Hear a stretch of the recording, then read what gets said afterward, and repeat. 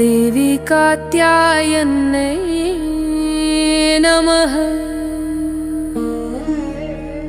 चन्द्रहासोज्ज्वलकरा शार्दूलवरवाहना कात्यायनी शुभं दद्यात् देवी दानवघातिनी।